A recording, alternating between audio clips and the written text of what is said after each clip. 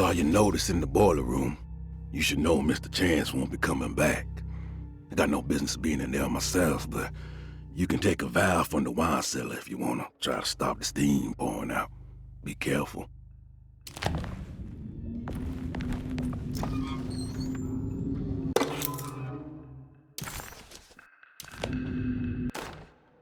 Dr. Elmore Lee Gray is DeSeto's chief doctor. Accounting and all administrative work is handled by me, Paul Waits. Magdalena Thompson, or Mags, is responsible for the household. Jean-Baptiste and Charlotte Tabois are responsible for keeping the guests' medical regimens in check.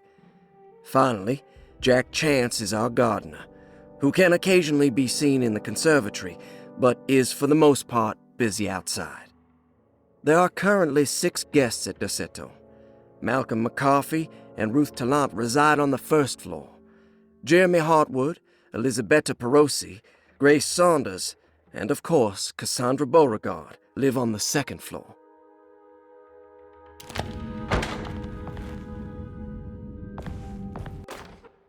Paul, you're right about the plates on the boiler and the clock. They have been sabotaged, and I think I know who did it. They have something to do with Jeremy's episodes and how he seems to disappear at night. Right now, it's important that you keep an eye out for any of the pieces. I want to find out if I can repair the plates. Let me know if you find any of them. Lottie. Tell Lottie to take a look at the well in the kitchen garden.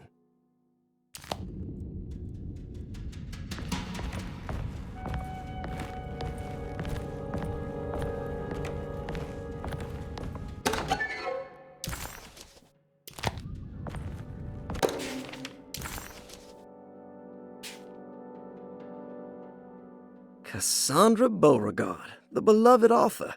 Very exciting, isn't it? What do you want to put down for reason for admission? What her agent told us. Cassandra suffers from writer's block and needs to finish her moving picture script before the end of June. Mr. Chardot suggests Cassandra's heavy use of barbiturates is holding her back and risks ruining her career. And how should we summarize her personal history? Let's keep it short. Cassandra Beauregard is a beloved crime author who managed to pull herself out of poverty and into stardom. 5 years ago, she tried killing herself by jumping off a balcony. The incident left her a cripple and now relies heavily on her wheelchair. And for diagnostic impressions? Cassandra suffers chronic back pain following her suicide attempt. She self-administers morphine to keep herself ambulant, but has become addicted and the desired effect is now lost. The drug abuse clouds her mind, and she is unable to focus on real life. To save herself from this insight, she instead makes up stories to fill out the gaps in her own thought process, resembling the Korsakoff syndrome. Oh, bravo, Doctor. How will you treat her? First of all, she needs to be weaned from her drug addiction, and hopefully it will resolve her compulsive lying. Then look into permanently numbing her pain in her back through surgery. Finally, deal with her suicidal thoughts. Fantastic. With such a short time before June, I really hope she gets better soon. We will do what we can. Grace Saunders, 11 years old. Reason for admission? The mother insists on strict supervision by a proper gentleman to avoid further perversion of Grace's adolescence. Personal history? Grace's family possesses modest wealth and status. Her childhood seems ordinary, spending most of her time with private teachers and family friends. Grace's father recently passed away, leaving her mother the sole caregiver. And diagnostic impressions? Grace has trouble dealing with her father's death. She is willingly suppressing her feelings on the matter and isn't properly acknowledging the trauma she suffered. Any planned treatment? Grace needs nothing out of the ordinary. She simply needs parental guidance. Eventually, we can work on her feelings toward her father. Thank you, Doctor. I'll finish the paperwork and get her installed.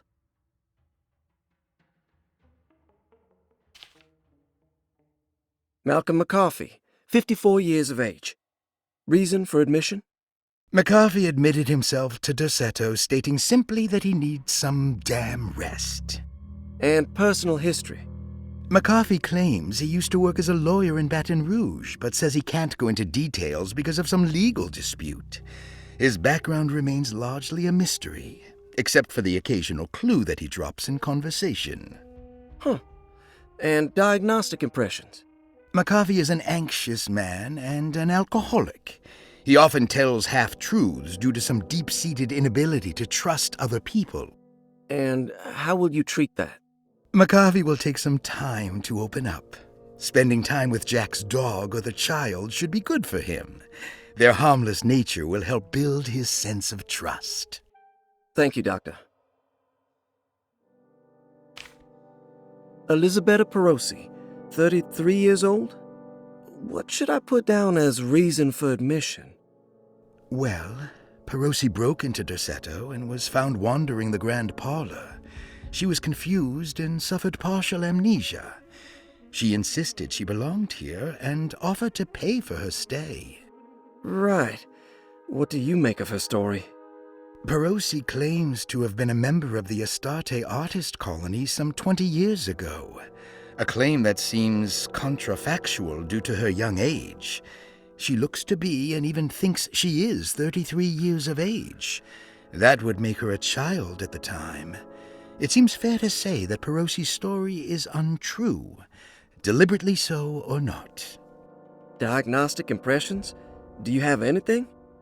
Perosi's story is peculiar because she retracted her story about the artist colony. She no longer claims to be the same person as Elisabetta Perosi. However, my staff's research has confirmed there was a Perosi at that time who was in her early 30s. I suppose this case will take some time to investigate. How will you go about it? I wanted to contact the real Perosi, but it seems the whole colony disappeared one night, September 29th, 1915, during a hurricane. I will have to take it slow and figure out what this spell of impersonation could have been. Oh, I'm sure it will all clear up eventually. Thank you, Doctor. Ruth Talon, 29 years of age. Reason for admission? Ruth's father wishes that his daughter be removed from New Orleans nightlife for the foreseeable future. He fears that her overly free spirit is tarnishing the family's reputation. Sounds simple enough. Personal history? Ruth comes from considerable wealth. Her family owns several hotels and restaurants. Unlike the rest of the family, her sense of adventure has taken her around the world, including France during the Great War as a photojournalist. The last decade, she has provoked many rumors of being a debauched flapper, bordering on nymphomania. And diagnostic impressions? Despite her father's frivolous reasons for her to be admitted, Ruth does seem to provide an interesting case.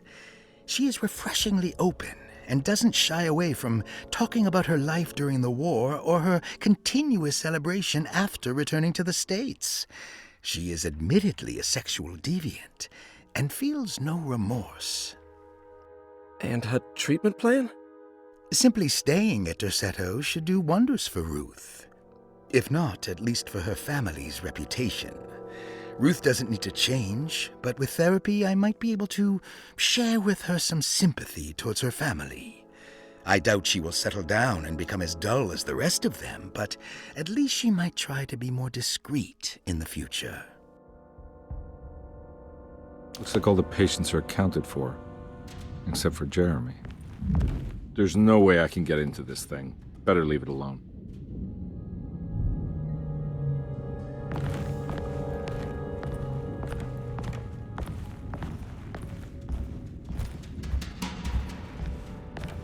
I need the key.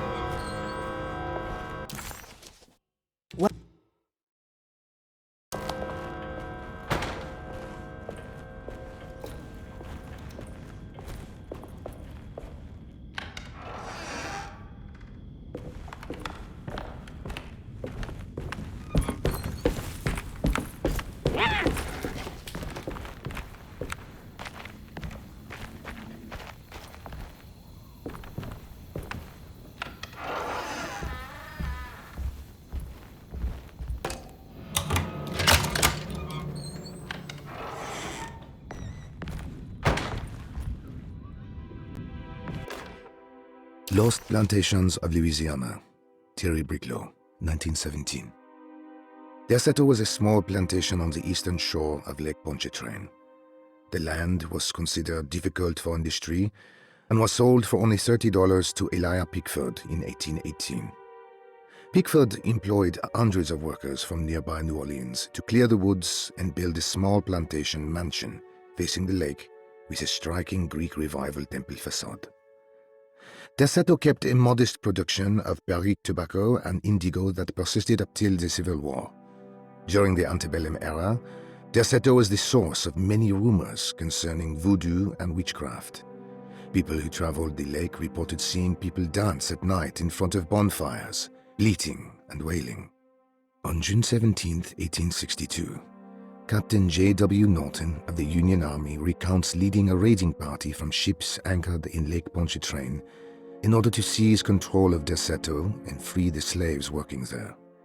The captain was surprised to find the workers fighting back with unprecedented zeal. Norton's account describes these men and women as enraged with fanaticism. Pickford reportedly tried to placate the raiders, but was shot in the confusion. Captain Norton left the mansion burning and retreated to his ships with his men. Derceto was left in ruins for several decades. The ownership of the land was long disputed and returned to the Ledoux family in 1901. Several police reports were filed during the following years as the Ledoux tried to get rid of a camp of squatters on their land. The police made several visits to remove the trespassers, but the people kept returning. On November 1, 1907, Inspector Legrasse of the police charged a deadly attack in order to save several children kidnapped by the squatters. Many were killed and even more were jailed. The following year, Ledoux rebuilt Derceto, incorporating the surviving stone foundation and adding a magnificent wrought iron conservatory. The farmland had been reclaimed by the surrounding woods, so it was no longer profitable to use as a plantation. Instead, the house was turned into an artist's colony. The Astarte Artist Colony was a successful group of artists, including figures such as painter Heinrich Cassel and poet Nora Keith. The group was also known for their beloved Mardi Gras crew called the Pirates of Pontchartrain. On September 29, 1915, a tropical hurricane tore through Louisiana, causing Lake Pontchartrain to flood New Orleans. Due to the remote location of Derceto, it took almost 2 weeks for outsiders to learn that the artist's colony was abandoned. The 12 residing artists had all vanished without a trace. The empty mansion of Derceto still stands on the shore of Lake Pontchartrain, with much of its temple facade intact. The Ledoux family currently has no intention of repairing the house.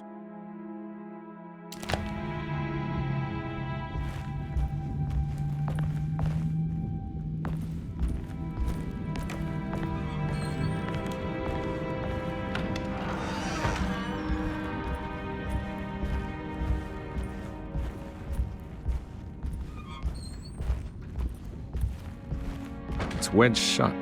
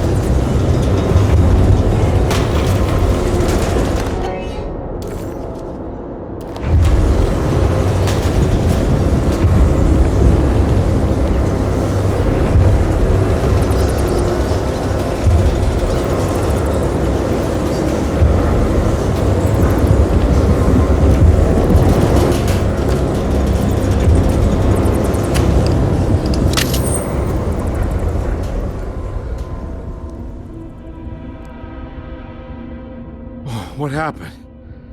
Everything's normal again? Right.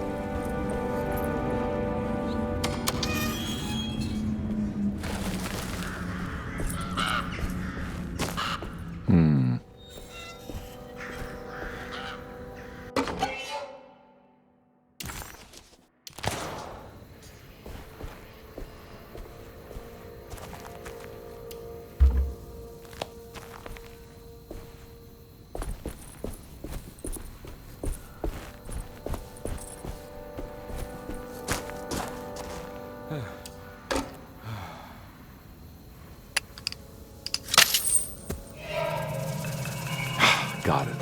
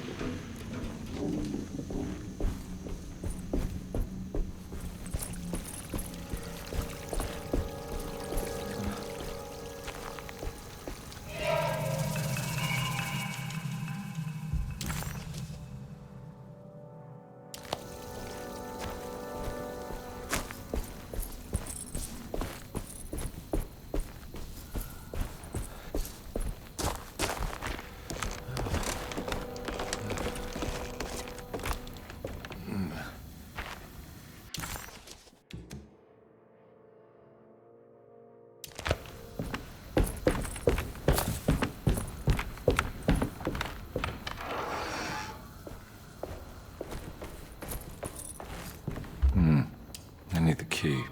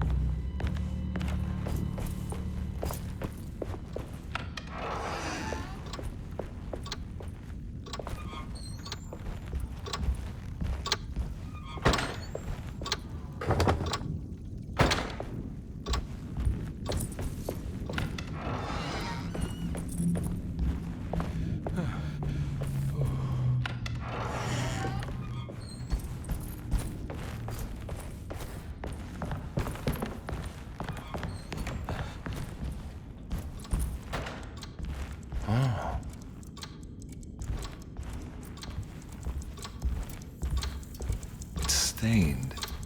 Looks like some kind of... This must be the clock that... looks like the plate that held the talisman in the seance room. But it's broken and missing some pieces. I need the key.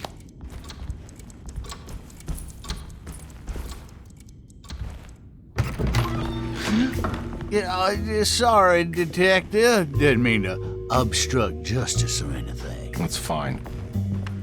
You know, I'm kind of busy with my own case of a missing person.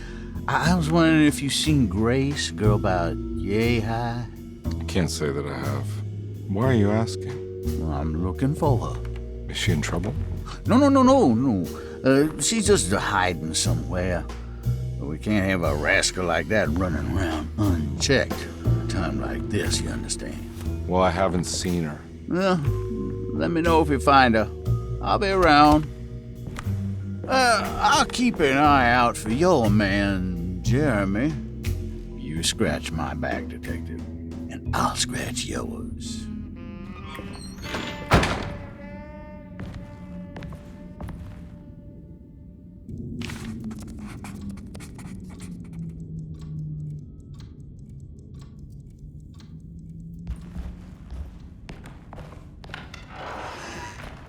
Looks like everything's back to normal here.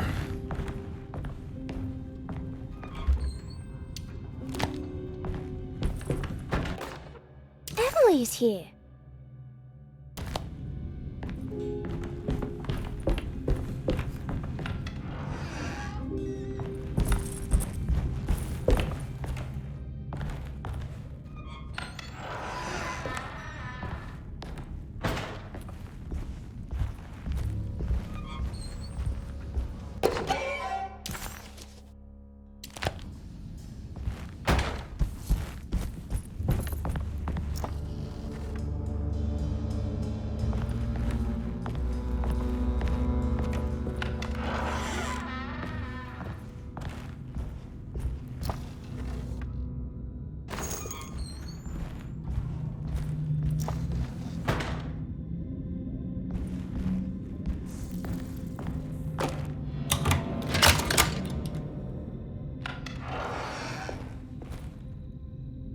Huh. How eccentric. I did it!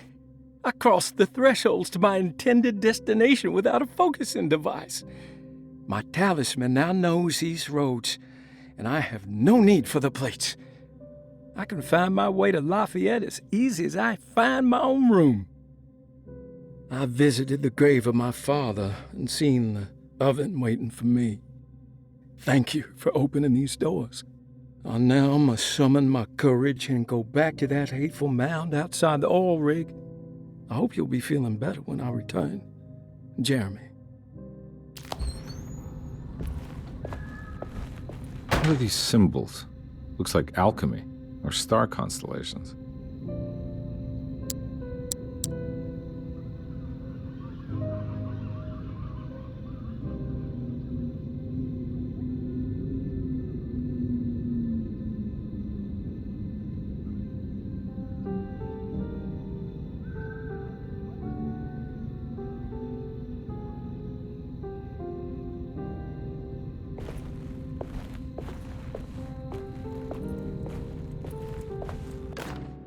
Will I need to remember how to get them out again?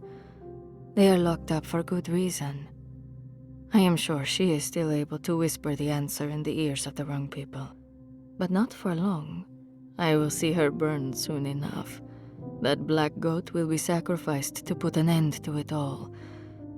Then it will all be over. No more Derceto, and sadly, no Astarte. Those good pirates of Pontchartrain. May you still sail the lake, until you find the shores of Hali.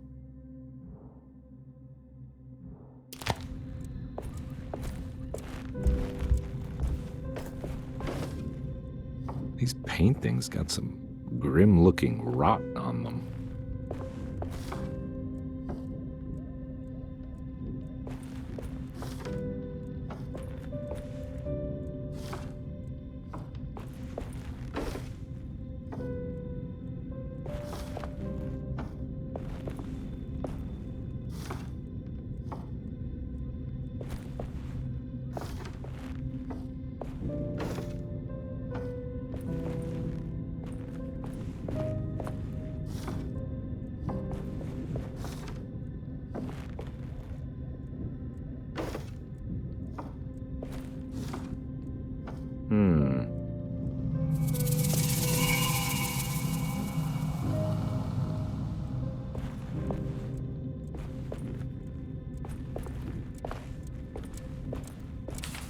The Astarte Artist Colony. I remember hearing about their disappearance. Must have been 15 years or more now.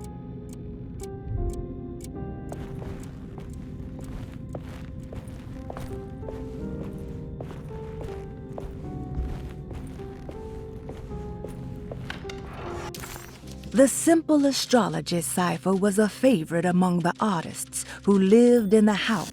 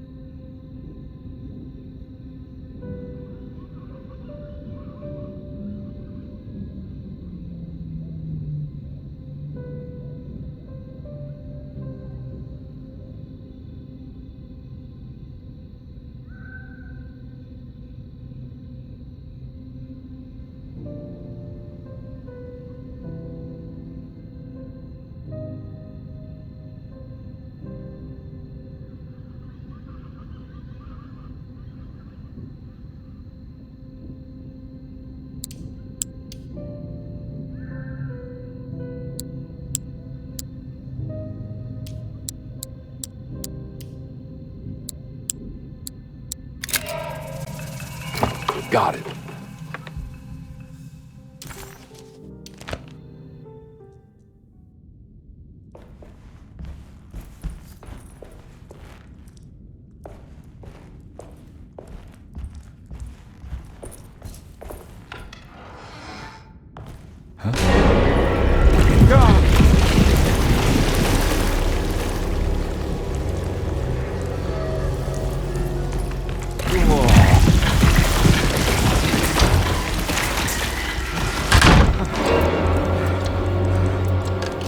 I think I've seen this somewhere. What the hell is going on?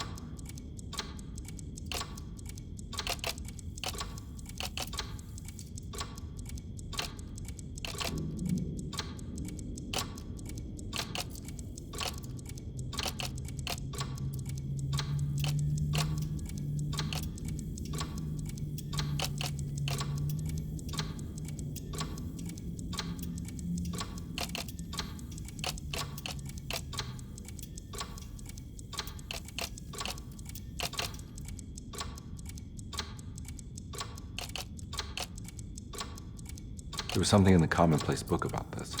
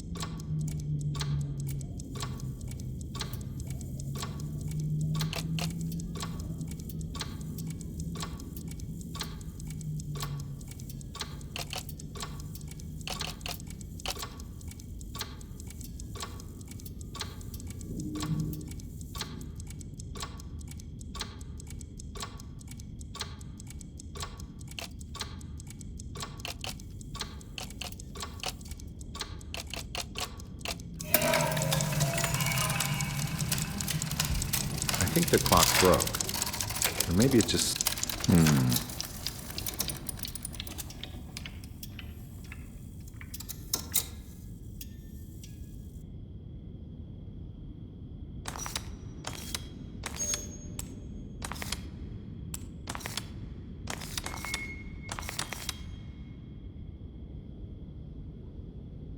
There's a picture in the black glass. It's showing me something.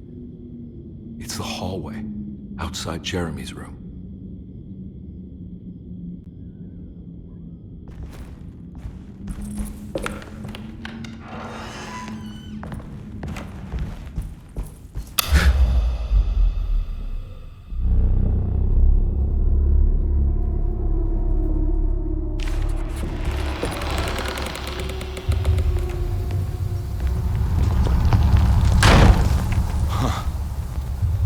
made it. I entered another one of Jeremy's memories.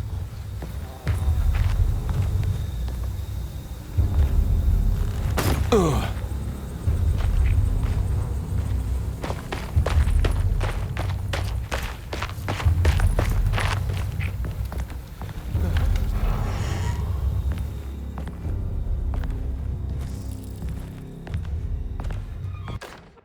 May 1923, Monday.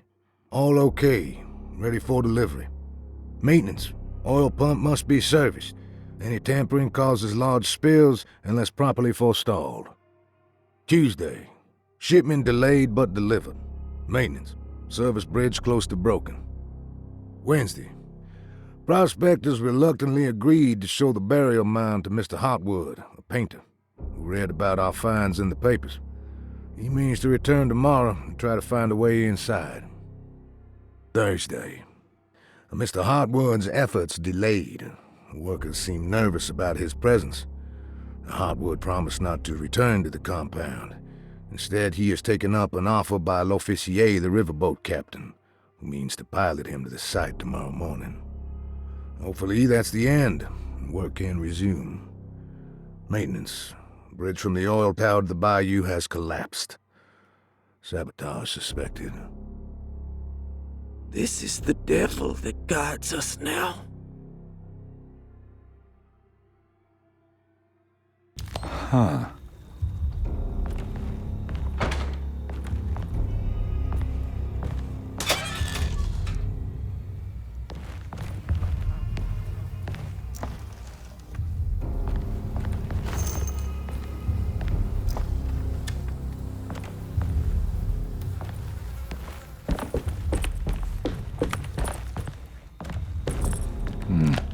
I need the key.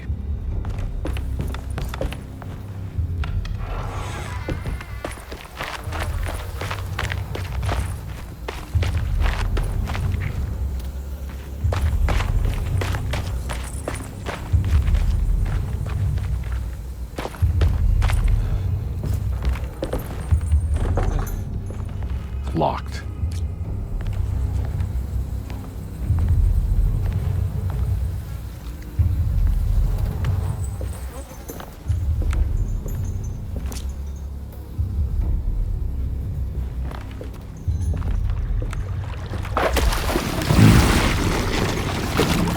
There's something missing.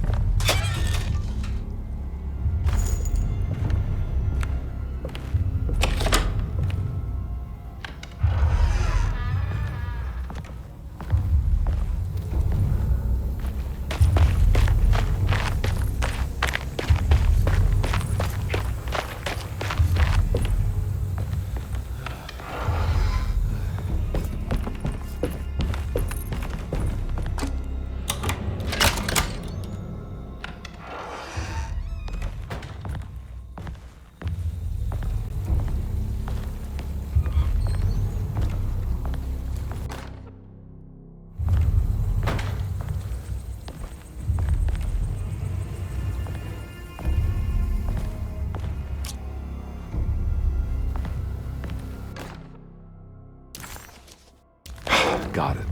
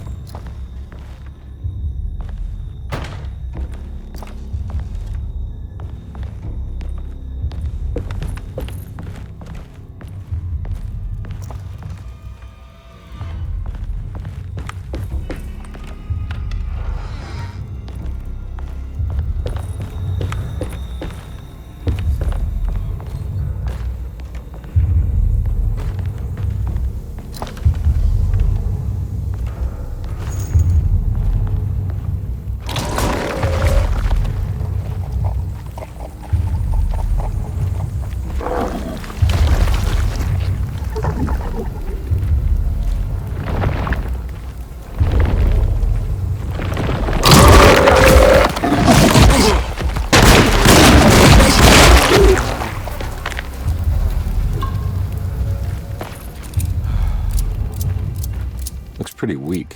I just need something to break it.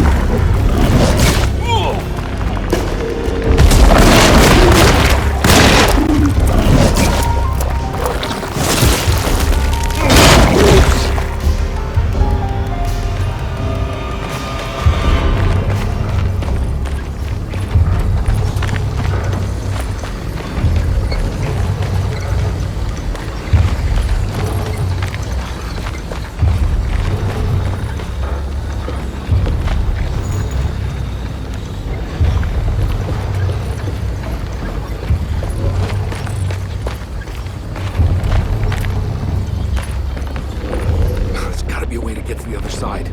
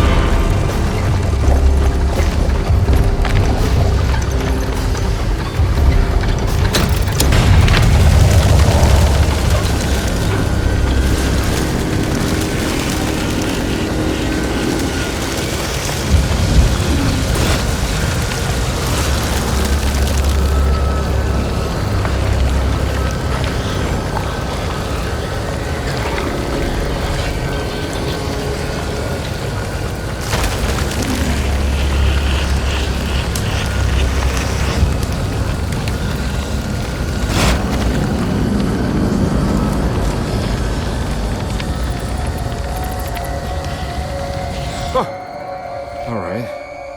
Now what?